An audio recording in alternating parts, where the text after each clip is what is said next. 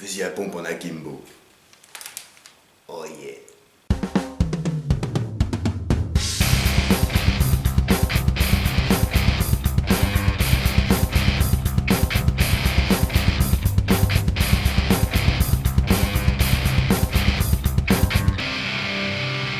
Salut à tous et bienvenue aujourd'hui dans cette nouvelle vidéo. Aujourd'hui, vidéo spéciale fusil à pompe.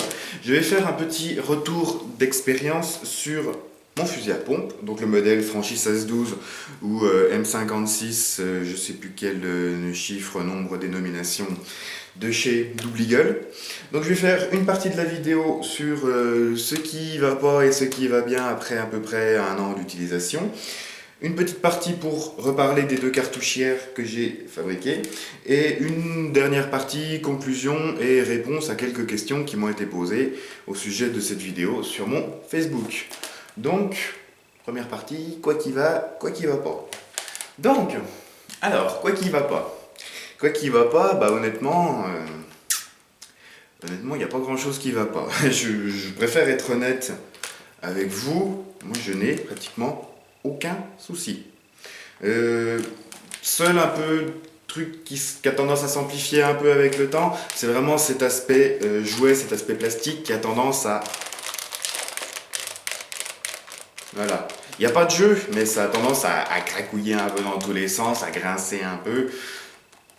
C'est pas bien gênant, quoi.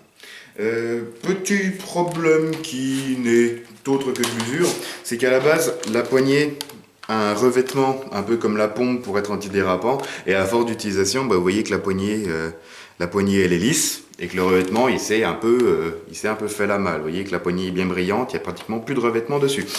Ça se réglera avec peut-être une petite pièce de cuir à entourer autour de la poignée, plus de soucis par la suite. Non, j'ai vraiment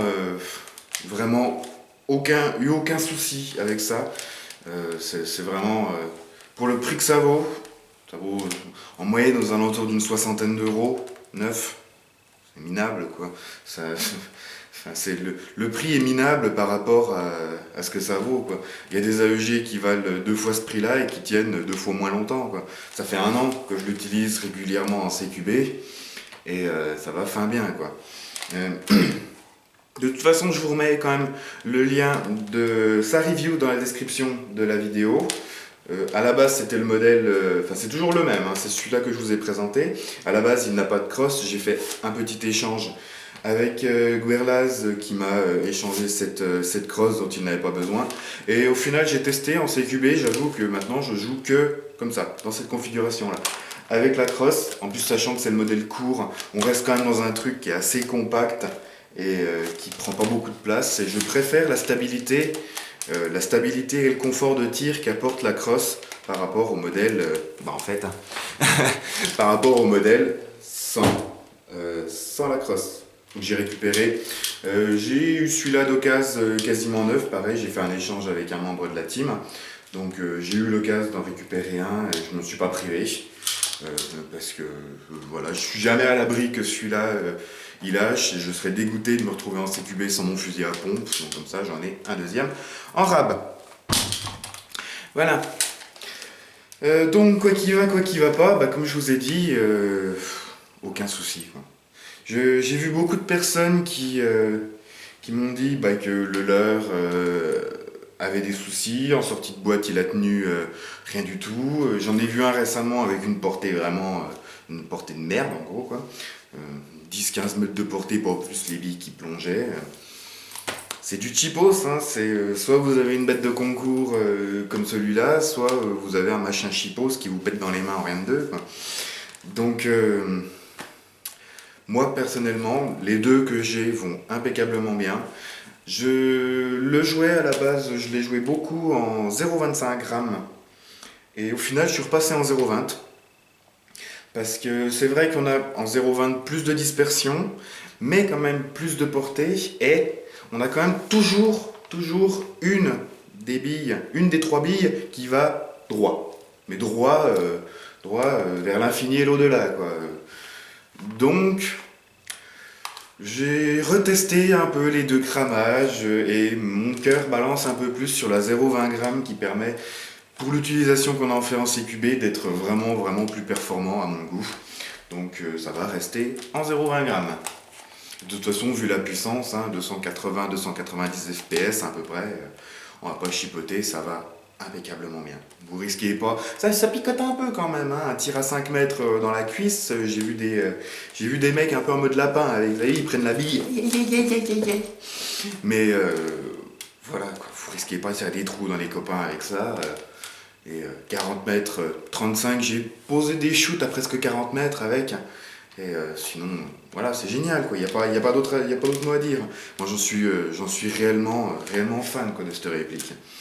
Et je sais que le jour où les deux que j'ai feront naze, je vais en racheter un dans la semaine qui suit, quoi. Enfin bref. Voilà, donc maintenant, on va regarder un petit peu les deux cartouchières que j'ai fabriquées. Alors, mes deux petites cartouchières, donc on va commencer un peu dans l'ordre. Celle-ci, vous retrouverez de toute façon les liens des deux vidéos pareilles dans la description. Celle-ci, donc ma petite cartouchière souple, qui fait toujours très bien son boulot, qui tient très bien, aucun fil qui se barre, pour un bricolage qui m'a pris 2 heures pour à peu près 1 euro. Elle fait super bien son boulot, elle est sur mon bras à chaque fois que je vais en CQB, j'en suis quand même super content, quoi. La deuxième, après avoir pris son coup de peinture, vous vous souvenez que dans la vidéo elle était encore à l'état brut, donc là elle a pris un petit coup de peinture noire, ce qui est quand même plus joli et plus discret. Hop, je vais enlever 2 cartouches que vous voyez mieux, voilà. Ça pareil, testé en CQB plusieurs fois et approuvé, quoi. Ça tient super bien, la colle époxy en même temps, quand le PVC aura disparu, la colle sera toujours là. Mais voilà, aucun souci, ça va nickel. J'ai préféré mettre les cartouches à l'envers, comme ça, c'est plus pratique pour les sortir. Donc, je suis en mode pour les sortir comme ça vers le bas, et les réinstaller direct dans la réplique, ça va quand même mieux. Et ça donne un style pas trop dégueulasse. Donc ça pareil, de la récup, un tube de colle époxy à 5 euros, et puis voilà, quoi. Ça, le fusil à pompe s'est pris une benne, je l'avais posé contre un mur, il a glissé, il s'est pris une benne directement sur la cartouchière. Pas un pet de jeu, nickel, ça n'a pas bougé, impeccable. Donc vous voyez qu'il n'y a pas besoin forcément de claquer des milliers et des cents pour avoir du matos qui tient bien. Là, mes deux cartouchières, il n'y en a pas pour 10 euros.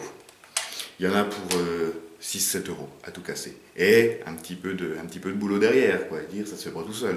Mais quand on a un minimum de savoir-faire en bricolage, on peut faire des trucs qui tiennent nickel et qui reviennent des fois 10 fois moins cher que d'y acheter tout près dans le commerce. Qui sont peut-être comme ça tout aussi solides. Bref, voilà. Donc, j'en suis fan, quoi, de ces fusils à pompe. Moi, j'en suis réellement amoureux de ces machins-là.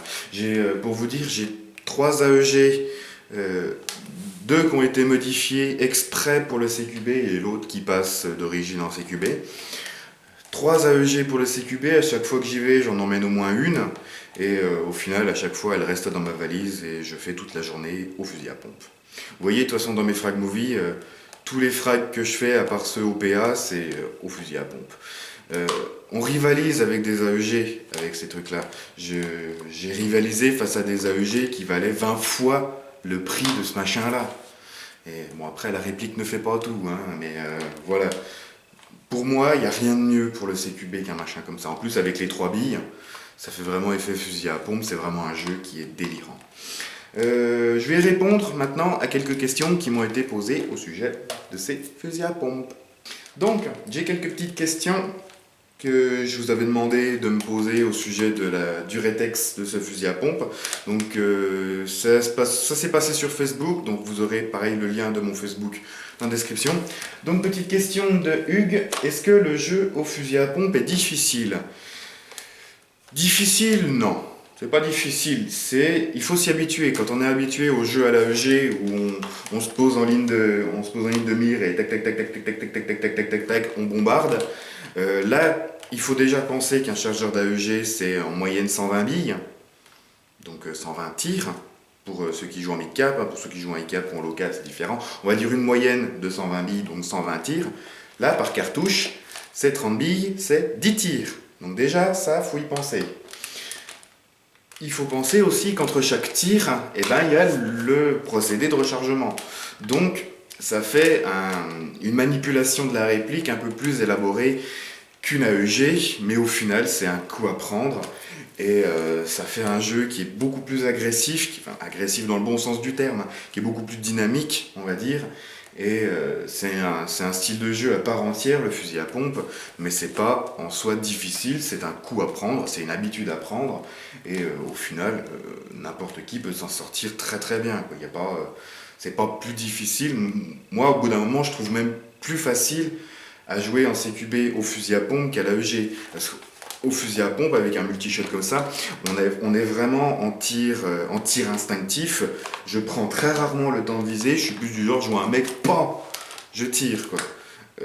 Je prends beaucoup moins le temps de viser. À force, on s'habitue à faire vraiment du tir à l'instinctif, et qui rentre en général bien mieux qu'un tir à l'AEG. Voilà. Ensuite, Sylvain, est-ce que tu utilises ton fusil à pompe sur tout type de terrain ou uniquement en CQB? Disons que si vous avez un terrain où les distances d'engagement dépassent les 35 mètres, ça va être très très difficile, honnêtement. La moindre AEG vous mettra à la misère parce que vous n'arriverez pas à la toucher. La portée est vraiment réduite par rapport à une AEG de base qui va très souvent taper ses 50 mètres. Là, passer 35 mètres, ça devient très très difficile. Et c'est jouable. Après, sur un bon déplacement, ça peut être jouable. Mais si vous faites spotter par une bonne AEG et que vous êtes hors de portée du fusil à pompe, vous êtes foutu, quoi. Donc vraiment réservé pour du CQB où les distances d'engagement sont réduites. Et passer les 35-40 mètres, vous allez vous faire allumer sans pouvoir répondre, quoi. Ensuite, Ding Chavez. Après un an d'utilisation, penses-tu que le rapport qualité-prix de ce genre de produit est bon? 60 balles. En moyenne 60 euros. Un an d'utilisation intensive, hein, quand je vais en CQB, il en tire, hein, la journée. Hein, j'y vais pas de main morte en général. Hein. Je suis pas du genre à armer la pompe en douceur. En général, je la fais quand même claquer un bon coup. 60 balles, c'est rien, quoi. Pour une réplique comme ça, qui résiste aussi bien au temps, hein, je touche du bois, hein, c'est rien, quoi. Le rapport qualité-prix est vraiment génial, quoi. Ça vaut, je sais pas si ça vaut des Spring Marui, mais les perfs sont pratiquement les mêmes. Et pour le prix d'un Benelli M3 Marui, par exemple, vous en achetez quoi, 6-7 comme ça. Et puis, je pense que les 6-7 dureront plus longtemps que le temps que durera le Benelli M3, quoi, le Marui, quoi. Donc, au final, ouais, vraiment un rapport qualité-prix qui est génial, quoi. Les cartouches, après, aussi, qu'il faut penser à racheter. Moi, au fil d'achat et d'échange, je me retrouve avec 10 cartouches noires. J'ai plus de rouge, j'ai échangé les rouges. Je me retrouve qu'avec des noirs. Elles sont là, en général, en vente, par exemple, sur Airsoft Entrepôt. 12 euros les 6, je crois. Ça part comme des petits pains, par contre, hein. Si vous les voyez, achetez-les, parce que le lendemain, ils ne seront plus, hein. Ça part vraiment comme des petits pains, les cartouches. Donc voilà, là j'en ai une dizaine. C'est rare que dans une seule partie de CQB, je passe les 10, c'est très rare. Le max, c'est aux alentours de 5. Donc en plus, ouais, ça vous économise un peu des billes, quoi. Parce que là, vous allez vider 3 chargeurs mid-cap d'AEG. Moi, je vais vider 5 cartouches de 30 billes, quoi. Donc j'en aurais économisé un peu. Donc ouais, vraiment un rapport qualité-prix qui est top, quoi. Il n'y a pas d'autre chose à dire. Moi, ces répliques, c'est seal of quality, seal of approval, nickel. Voilà, c'est à peu près tout ce que j'avais à vous dire. Je pense que j'ai déjà pas mal blablaté. J'invite tous les possesseurs de ce genre de répliques à mettre en commentaire pareil, les soucis qu'ils ont eu ou pas eu avec. Vraiment, si vous possédez cette réplique, n'hésitez pas à partager votre ressenti à ce sujet dans l'espace commentaire. Ça pourra aider d'éventuels futurs acquéreurs de ce genre de bestiaux. Si vous avez apprécié cette vidéo, n'hésitez pas à la commenter, à la liker, à la partager et à vous abonner à ma chaîne si ce n'est pas déjà fait. Sur ce, merci de me regarder. Salut, salut, airsoftez bien et à la prochaine.